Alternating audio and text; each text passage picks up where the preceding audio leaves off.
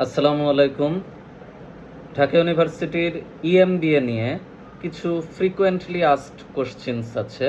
তার মধ্যে আমি কিছু সিলেক্টিভ কোশ্চেন্স বাছাই করেছি এবং সেই কোশ্চেন্সগুলো নিয়েই একটু আলোচনা করতে চাই। অনেকের অনেক কনফিউশন আছে। তো শুরুতে আমরা বলতে পারি অ্যাডমিশন প্রসেসটা নিয়ে। আচ্ছা, অ্যাডমিশন প্রসেসটা হচ্ছে আপনার একটাই দিন অ্যাডমিশন, সেদিনই রিটেন, ওর ভিতরেই যদি কোনো এমসিকিউ থাকে, মাল্টিপল চয়েস টাইপের কিছু থাকতে পারে, একটা খাতা দেওয়া হয়, ওই খাতার ভেতরেই সব কিছু, মানে আপনার এক্সট্রা কিছু লুজ শিট বা এক্সট্রা কিছু সুযোগ সুবিধা নাই। এনাফ স্পেস থাকে, এনাফ সব কিছু থাকে, ওই খাতার ভিতরেই আপনার যা কিছু আছে সব কিছু ওর মধ্যেই শেষ। আচ্ছা, তো আপনি এক্সাম দিলেন, সেখানে যেগুলো মাল্টিপল চয়েস দিলেন, যেগুলো রিটেন দিলেন, সবই শেষ হলো। এরপরে রেজাল্ট রেজাল্ট দেওয়ার পরে আপনার সিরিয়াল ওয়াইজ ভাইভাতে ডাকা হয়। এরপরে সিরিয়াল ওয়াইজ মোটামুটি একটানা ভাইভা হয়। তো ভাইভা পরীক্ষাটা যদি বলি, ভাইভা পরীক্ষাটা খুব একটা কঠিন না। যারা জব অলরেডি করেন তাদের জন্য এটা একটা প্লাস পয়েন্ট যে আপনার জব নিয়ে হয়তো কিছু জিজ্ঞাসা করলো। এবং ভাইবার সবচেয়ে কমন কোশ্চিন হচ্ছে আপনি কেন এই এমবিএ করতে চান। বিশেষ করে আপনি যদি আমার মতো নন ফিন্যান্স বা নন হচ্ছে বিজনেস ব্যাকগ্রাউন্ডের হন, তাহলে তো কোনো কথাই নাই আর কি। তো আমি ইঞ্জিনিয়ারিং ব্যাকগ্রাউন্ডের স্টুডেন্ট। তো এই ক্ষেত্রে একটু মাথায় রাখবেন যে কেন আপনি এমবিএ করতে চান, অথবা কেন ঢাকা ইউনিভার্সিটির ইএমবিএ করতে চান, ইত্যাদি টাইপের প্রশ্নগুলা, এটা আমার মনে হয় আপনারা অলরেডি বোঝেন। তো এই ব্যাপারগুলো একটু ভাইবার জন্য ইম্পর্টেন্ট। তাছাড়া যারা জব হোল্ডার তাদের জন্য জব রিলেটেড, আর যারা জব করেন না অথবা না করেই পরীক্ষা দিচ্ছেন, যেমন আমি নিজেও জব ছাড়াই এক্সাম দিয়েছি। আমার কন্ট্রাকচুয়াল কিছু কাজের অভিজ্ঞতা ছিল, কিন্তু ফুল টাইম আমার কোনো জব ছিল না। তো সেই ক্ষেত্রে হয়তো ভ্যারাইটি টাইপের কিছু জিনিসপত্র জিজ্ঞাসা করে, কেন এই সাবজেক্ট চান, আপনার চয়েস কোন সাবজেক্ট, প্রথমে কোনটা চান, কেন আপনি ধরেন আপনি বলেন ফিন্যান্স, আমি ফিন্যান্সে পড়ছি, তো ধরেন আপনি বলেন ফিন্যান্স, কেন ফিন্যান্স চান, অথবা আপনি কোন দিকে আপনার গোল ঠিক করতে চান, এই জাস্ট এই ছোটোখাটো বিষয়গুলো নিয়েই মোটামুটি আপনি যতটা গোছায় দিতে পারেন আর কি। আর রিটেনের ক্ষেত্রে তো বলেছি, রিটেনের একটা গাইডলাইন ভিডিও অলরেডি দিয়েছি। তো রিটেনটা হচ্ছে আপনার ওভারঅল একটু বিভিন্ন জিনিসপত্র জানতে হয়, একটু হচ্ছে ফ্রি হ্যান্ড রাইটিংটা একটু চেষ্টা করবেন, আর্গুমেন্টেটিভ এসে, ডিসকার্সিভ এসে, এগুলো একটু ভালো মতো দেখলেন, বর্তমান সমসাময়িক জিনিসগুলো একটু খেয়াল করলেন। জিকের ভিতরে স্পেশালি যারা আমার ওই বইটা পারচেস করেছেন তাদেরকে সাজেস্ট করব, জিকে পার্টটা ওইখান থেকে পড়ার দরকার নাই। জিকে পার্টটা আপনি সাম্প্রতিক পড়েন। সাম্প্রতিক তো আসলে বইয়ে ইনক্লুড করা যায় না, এটা তো সবসময় চেঞ্জ হয়। তো আপনি জিকেটা সাম্প্রতিক 1 মাস বা 2 মাস আগের সাম্প্রতিকগুলা মোটামুটি একটু পড়েন। আচ্ছা, আর হচ্ছে আপনার সমসাময়িক কিছু জিনিসের রাইটিং, যেমন হতে পারে যেমন ফিফথ ইন্ডাস্ট্রিয়াল রেভলিউশন, তারপর ব্যাংকিং সিস্টেমের কিছু রিটেন আছে, তারপরে হয়তো বা এনভায়রনমেন্ট টাইপের কিছু রিটেন আছে, তারপরে ডিভাইস এবং যুব সমাজ, মানে এই টাইপের যে খুব কমন জিনিসগুলা, এই ব্যাপারগুলো একটু আমার মনে হয় আগে থেকে মানে নলেজে নিয়ে যেতে পারলে ভালো হয়। কিছু স্যাম্পল আমার বইতেও কিন্তু আপনারা হয়তো পেয়েছেন। আচ্ছা, তাহলে আমার রিটেন পার্টটা গেল, ভাইবার পার্টটা গেল। এবারে কিছু কোশ্চিন হরহামেশা আসে, সেটা হচ্ছে যে এটা খুব কঠিন কিনা বা এটা কেমন। সহজভাবে যদি জানাই, এটা খুবই সহজ, এমন কঠিন কিছুই না। বাট হ্যাঁ, সহজ কঠিন ডিপেন্ড করে আপনার চাহিদার উপর। আপনি যদি চান টপ করতে, আপনি যদি চান টপ 100-এর মধ্যে থাকতে, তাহলে আপনার জন্য একটু টাফ, আপনার প্রিপারেশন হাই হতে হবে, ভালো পরীক্ষা দেওয়ার চেষ্টা করতে হবে। আর আপনি যদি চান যে আমার তো অলরেডি জব আছে অথবা আমার বিজনেস আছে, আমার জাস্ট নামটুকু দরকার, আমার জাস্ট ডিগ্রিটুকু দরকার, ডিপার্টমেন্ট কোনো ম্যাটার না, কোনো কিছুই কোনো ম্যাটার না, তাহলে আপনার জন্য পানির মতো সহজ। কারণ এইখানে অ্যাটেন্ড করলে সেখানে চান্সের রেশিওটা অনেক বেশি, যেহেতু সিট সংখ্যা তুলনামূলকভাবে অনেক।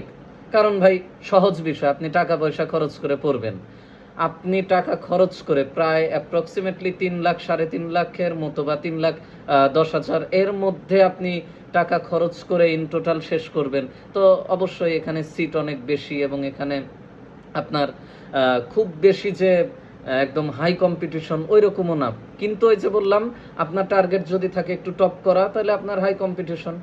আল্লাহর রহমতে আমি 58তম পজিশন অর্জন করেছিলাম, 58। তো আমার ক্ষেত্রে তো অবশ্যই একটু টাফ করা লাগছে, তা না হলে তো, কারণ আমি যে সাবজেক্ট চয়েসে ফার্স্ট লিস্টে দিয়েছিলাম ফিনান্স, এবং আমার ফার্স্টেই চলে আসছিল। তো আপনার যদি এরকম চিন্তা থাকে যে না আমার ফার্স্ট চয়েস অমুক মার্কেটিং, ফিনান্স অথবা ম্যানেজমেন্ট, অথবা আমি আমার এই ফার্স্ট চয়েসেই চাই, সেই ক্ষেত্রে তো আপনাকে যত আগে পারা যায় পজিশন রাখতে হবে। আর এই ধরনের চিন্তা থাকলে আপনার জন্য অ্যাডমিশন টেস্ট একটু টাফ, কারণ আপনার পজিশন ম্যাটার করে। আর যদি আপনি মনে করেন আমার একটা হইলেই হলো, তাহলে কোনো ব্যাপার না, খুবই ইজি। মানে আমার যে বইটা ওইটা পুরোপুরি করাও দরকার নাই, জাস্ট রিড থ্রু করে যান, সমস্যা নাই। ম্যাথের খুবই বেসিক জিনিসপত্রগুলো একটু নাড়াচাড়া করেন, পার্সেন্টেজ, লাভ ক্ষতি, মুনাফা, তারপরে অ্যালজেব্রিক ইকুয়েশনস বা অ্যালজেব্রা, বেসিক অ্যালজেব্রাগুলা, সূচক বা পাওয়ার, লগারিদম, খুবই বেসিক জিনিসপত্র। ইংরেজির মধ্যে সাবজেক্ট ভার্ব এগ্রিমেন্টগুলো একটু পড়েন, টেন্সগুলো একটু দেখেন, ওয়ার্ড মিনিংটা যার ভালো সে একটা এক্সট্রা বেনিফিট পেতে পারে। তো যাই হোক, এই ব্যাপারগুলো একটু মাথায় রাখতে পারেন। আর সাম্প্রতিক কিছু জিকে তো অবশ্যই পড়তে হবে। কোশ্চিন যদি খুবই চেঞ্জ না হয়, মানে এক্সট্রিমলি চেঞ্জ না হয়, তাহলে মোটামুটি হয়তো আইডিয়াগুলো কাজে লাগবে। এখন কোশ্চিন যদি এক্সট্রিমলি চেঞ্জ হয়, তাহলে তো আসলে এটার কোনো সাজেশন দেওয়ার কিছু নাই, স্বাভাবিক। এইবারে আরেকটা কোশ্চিন খুব আসে, সেটা হচ্ছে যে এই ইএমবিএ আর প্রাইভেট ইউনিভার্সিটি অথবা আদার্স ইএমবিএ এর মধ্যে কিছু কথা চলে আসে। এখন একটা বিষয় হচ্ছে, ঢাকা ইউনিভার্সিটিতে অনেক রকমের এমবিএ আছে। রেগুলার এমবিএ, যারা বিবিএ থেকে এমবিএ করে ওদের গল্প আলাদা। আমরা যারা আলাদা বাইরের মানুষজন, আমাদের ক্ষেত্রে এফবিএস ফ্যাকাল্টির একটা ইএমবিএ, ওইদিকে আইবিএ থেকে একটা পিওর এমবিএ মানে ফুল এমবিএ, আইবিএ এর একটা ইএমবিএ আছে। আইবিএ এর ইএমবিএ যদি ধরেন, তাহলে আপনার 5 বছর সলিড ফুল টাইম একটা জব, এটার এক্সপিরিয়েন্সটা মাস্ট। আইবিএ এর এমবিএ যদি ধরেন, তাহলে এটা কোনো ম্যাটার না, বাট খুবই হার্ড একটা কম্পিটিশন থাকে, কিন্তু এটা একদম মানে বাংলাদেশের পার্সপেক্টিভে ধরলে মানে বেস্ট ধরা যায় আর কি, এটা আপনারাও আমার মনে হয় বোঝেন।